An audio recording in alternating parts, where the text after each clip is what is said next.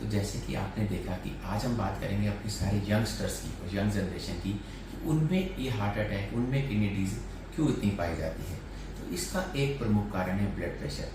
Young age में 20 से 40 साल में अगर आपको ब्लड प्रेशर डायग्नोज होता है तो ये हो सकता है किडनी का संकेत हो सकता है आगे जाके आपको हार्ट, ब्रेन स्ट्रोक या ट्रांजिट इस्चेमिक अटैक मतलब एक क्लोट आया और चला गया इसका संकेत हो या हार्ट फेलियर की तरफ ले जाए। तो मैं अपने यंग जनरेशन को आज अवेयर करना चाहूँगा कि इसके क्या लक्षण हैं। आपको किसी भी समय अगर लगता है कि पैरों में सूजन आती है या आप बहुत जल्दी थक जाते हैं या सिर दर्द होने लगता है या आपको इस तरह से लगता है कि पसीने आते हैं, बीपी बढ़ता है, फिर वापस नॉर्मल हो जाते हैं, तो इन सब सिम्टम्स को इग्नोर ना करें। ऐसे ही करके सबसे पहले आप अपना बीपी चेक करें। ब्लड प्रेशर अगर आपका हाई है तो उस दिन से ही आप मान लें कि आपको आगे वर्कअप चाहिए। अगर आप उस दिन इग्नोर करेंगे तो आगे जाके आप तब वापस प्रेजेंट करेंगे जब आपके वाक्य में किसी न किसी एंड ऑर्गन पर डैमेज हो चुका होगा। And it has been seen 10% of the population, 12% of the population between 20 to 40 years of age have hypertension, so we have to diagnose them. बहुत बार हर कोई सिर्फ बीपी की दवाई खा रहा होता है और जब मैं उन्हें मिलता हूँ पेशेंट को तो मैं पूछता हूँ कब से ब्लड प्रेशर था, तो बोलते हैं 4 साल से था, 5 साल से था, बट मैं बीपी की दवाई खाता गया। और आज वो प्रेजेंट करते हैं जब उनकी किडनी काम नहीं कर रही और हम डायलिसिस, ट्रांसप्लांट या दवाइयों की बात कर रहे होते हैं किडनी रिलेटेड। तो बहुत दुख भी होता है कि जब फर्स्ट डे बीपी डायग्नोज हुआ था उसी दिन इसने अपनी किडनी क्यों नहीं जानी, उसी दिन अपने हार्ट टेस्ट क्यों नहीं देखे। सो एक नॉर्मल ब्लड प्रेशर को माना गया कि 130/80 होना चाहिए। अगर आपका ब्लड प्रेशर 130 और 140 के बीच है और नीचे वाला बीपी 80 से 90 के बीच में, तो ये एक संकेत है कि हाँ अब आप आगे जाके हाइपरटेंसिव हो सकते हो। कहीं कहीं इसको स्टेज 1 लेबल करते हैं, बट इस स्टेज पे आपको पहले लाइफस्टाइल मॉडिफिकेशन चाहिए, उसके बाद फिर दवाइयाँ चाहिए। दवाई का इमीडिएट किसको चाहिए? जो डायबिटिक पेशेंट है। इस ब्लड प्रेशर पे इमीडिएट दवाई तब हम शुरू करते हैं जब आपको हार्ट की कोई डिजीज है या आपका आने वाले 10 साल में risk factor of the heart is more than 10% या फिर आप डायबिटिक हैं, तो इनमें तो आपको इतने ब्लड प्रेशर पे भी दवाई चाहिए। नहीं तो हम यंग जनरेशन को पहले लाइफस्टाइल मॉडिफिकेशन बताते हैं। Stress has become part of our life for everyone. Young generation से आप मिले तो वो बोलते हैं हम कमा भी बहुत रहे हैं लेकिन स्ट्रेस भी बहुत है। तो अल्टीमेटली वो कमाई फिर अपनी हेल्थ पे लगती रहती है जब आप पेशेंट बनने लगते हैं। तो बेटर है कि आप कमाएं, स्वस्थ रहें, बट अपनी हेल्थ को पहले ही चेक रखें ताकि आगे जाके आप पेशेंट बन के अपनी दवाइयाँ ना करते रहें। तो इसलिए प्रमुख कारण है कि आपको लाइफस्टाइल तो बदलना होगा। स्पेशली अगर आपको इस रेंज में ब्लड प्रेशर आ गया है तो आप स्मोकिंग से बचें, एक्सरसाइज करें, सॉल्ट इंटेक कम करें, जंक फूड का सेवन ना करें, फ्रेश फ्रूट्स, वेजिटेबल्स जो हमारे पूर्वज कई सालों से कहते आए, सिखाते आए, उसको वापस इनकल्टिकेट करना है।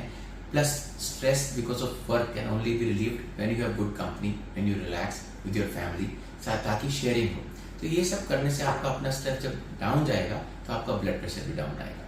Meditation is a very very good example जो बहुत साइंटिफिकली प्रूवन है कि बीपी को डाउन लाता है, माइंड को कूल करता है, आपकी काम करने की क्षमता बढ़ाता है, तो डेफिनेटली आपको बीमारियों से भी बचाएगा।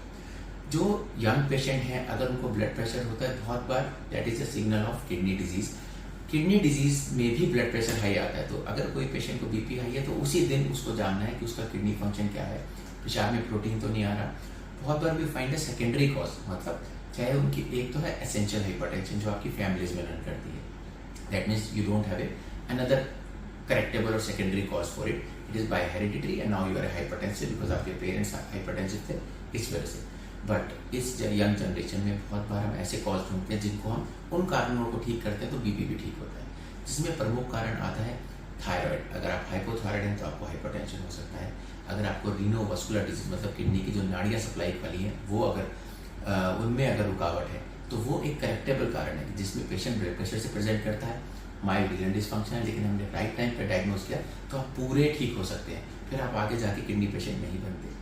फिर प्रमुख कारण है कि आप किडनी पेशेंट थे और आपको पता नहीं है, तो अर्ली स्टेज पे अगर आपने डायग्नोज कर लिया तो दवाइयों के माध्यम से हम आपको कई साल फिट रख सकते हैं कि आप किडनी पेशेंट हैं, फिट हैं। अभी हम ना डायलिसिस की बात करें ना ट्रांसप्लांट की बात करें, और आपके ब्लड प्रेशर को कंट्रोल करें, किडनी स्पेसिफिक मेडिसिन दें और आपके लाइफस्टाइल को चेंज करके हम आपको एक स्वस्थ जीवन दे सकें दवाइयों के माध्यम से। हाँ, ये जरूर है कि आप किडनी पेशेंट अब हैं तो हमें आपको किडनी पेशेंट लेबल करना पड़ेगा that you are a chronic kidney disease patient, but still there is a long way to go on to talk about dialysis and transplant. So that is also a best life when you have least botheration, but only reports are saying you are kidney patient, but your life, your normalcy is absolutely the same as that if you are not a patient. So अगर दवाइयों से भी हमें ऐसा जीवन मिलता है कि आपको लगता है मैं बिल्कुल नॉर्मल रहता हूँ, तो वो भी कोई बुरी बात नहीं है। फिर जो ये बीपी है, अगर ढंग से कंट्रोल ना किया जाए तो ये आगे जाके हार्ट रिस्क तो बढ़ाता है। आजकल हम यंग जनरेशन को देखते हैं हार्ट अटैक से प्रेजेंट करें, फिर पूछते हैं तो वो कहते हैं हाँ सर 2 साल पहले बीपी चेक किया था 150 था, ध्यान नहीं दिया, फिर कभी ट्रीटमेंट नहीं दिया, फिर सोचा कि मुझे बीपी हो ही नहीं सकता, फिर दवाई नहीं दी, तो वही पेशेंट लैंड करते हैं किसी न किसी कॉम्प्लिकेशन से। जो हमारा ब्लड प्रेशर है जब वो हाई है तो वो अंदर ही अंदर आपके ऑर्गन्स पे प्रभाव डाल रहा है। फिर जो ये बीपी है, अगर ढंग से कंट्रोल ना किया जाए तो ये आगे जाके हार्ट रिस्क को बढ़ाता है। आजकल हम यंग जनरेशन को देखते हैं हार्ट अटैक से प्रेजेंट करें, फिर पूछते हैं तो वो कहते हैं हाँ सर 2 साल पहले बीपी चेक किया था 150 था, ध्यान नहीं दिया, फिर कभी ट्रीटमेंट नहीं दिया, फिर सोचा कि मुझे बीपी हो ही नहीं सकता, फिर दवाई नहीं दी, तो वही पेशेंट लैंड करते हैं किसी न किसी कॉम्प्लिकेशन से। जो हमारा ब्लड प्रेशर है जब वो हाई है तो वो अंदर ही अंदर आपके ऑर्गन्स पे प्रभाव डाल रहा है, चाहे वो सामने दिखे या ना दिखे। हार्ट की वॉल्स को चेंज करता है, किडनियों को चेंज करता है, इवन स्ट्रोक कर सकता है। एक ट्रांजिएंट इस्चेमिक अटैक बोलते हैं कि आया क्लॉट ब्रेन में चला गया, ये रिस्क फैक्टर भी ब्लड प्रेशर में देखा गया और यंग एडल्ट्स में देखा गया। जब हम और प्रमुख कारण ढूंढते हैं ब्लड प्रेशर के, जो यंग जनरेशन है उसमें बहुत सारे हार्मोनल कॉजेज हैं जिसको हम इवेल्युएट करते हैं। अगर हमें वो मिल गया तो हम उसको ट्रीट करते हैं, ना कि उन्हें परमानेंट कोई पेशेंट लेवल करते हैं कि BP was because of long standing now you are a patient of BP, we just find the cause and treat.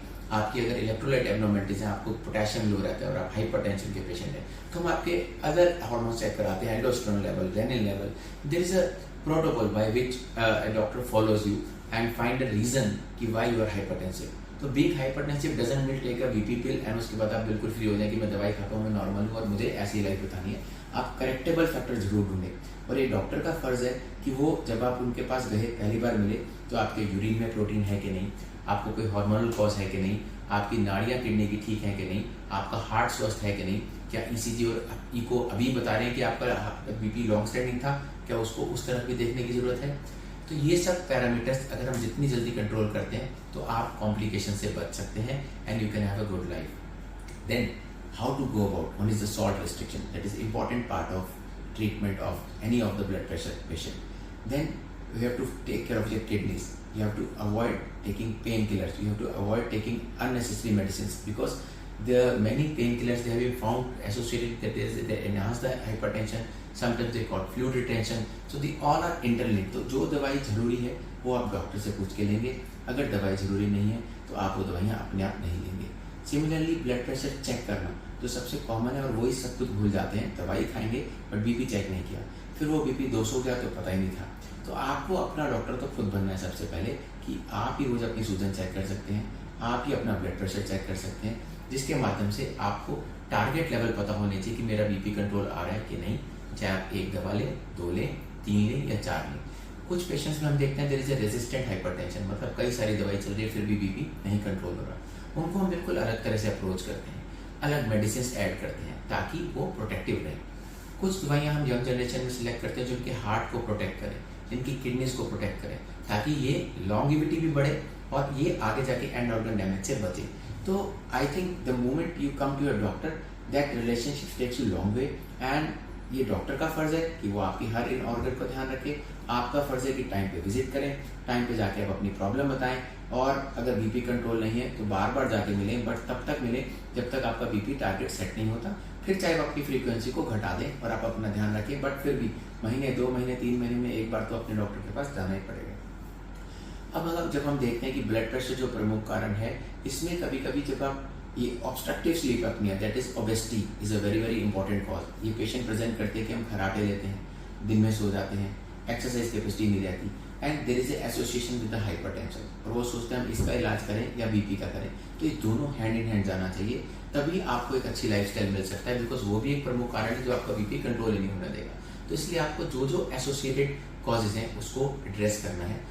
फिर जो बीपी हमने यंग पेशेंट में देखा, कभी कभी वो तब प्रेजेंट करते हैं जब उनका बीपी लॉन्ग स्टैंडिंग था बट उनको पता ही नहीं था और आज वो सीधा परमानेंट किडनी फेलियर में पहुंचे। इससे तो हम डेफिनेटली कई साल बहुत बच सकते हैं, कई साल हम बहुत अच्छे निकाल सकते हैं। जब हम अगर सिर्फ बीपी के पेशेंट होते और ध्यान दिया होता तो आज हम किडनी पेशेंट नहीं होते। तो इस माध्यम से 4 बातें बहुत इंपॉर्टेंट मैं कंक्लूड करना चाहता हूँ कि यंग जनरेशन में बीपी कॉमन है, mental stress, smoking, sedentary lifestyle, exercise ना करना, obesity, the alcohol, they all are reasons which precipitate this all hypertension. तीसरा इंपॉर्टेंट है कि कोएग्जिस्टिंग अगर आपको डायबिटीज़ है, फैमिली हिस्ट्री है, तो उसको उस पेशेंट में ज़्यादा रिस्क है, तो उनको और ध्यान रखना है। फिर इन लाइफस्टाइल मॉडिफिकेशन के साथ साथ समय पे दवाई लेना बहुत ज़रूरी है, और जिस दिन आप ब्लड प्रेशर के पेशेंट बने, अपने टारगेट ऑर्गन्स को उसी दिन देखना ज़रूरी है, ना कि कई साल बाद कि कहाँ कहाँ पे इफेक्ट आ गया, और उस दिन से आपकी जर्नी स्टार्ट होती है टाइम पे दवाई लेने की और इन टारगेट ऑर्गन्स को डैमेज होने से बचाने की। Thank you so much.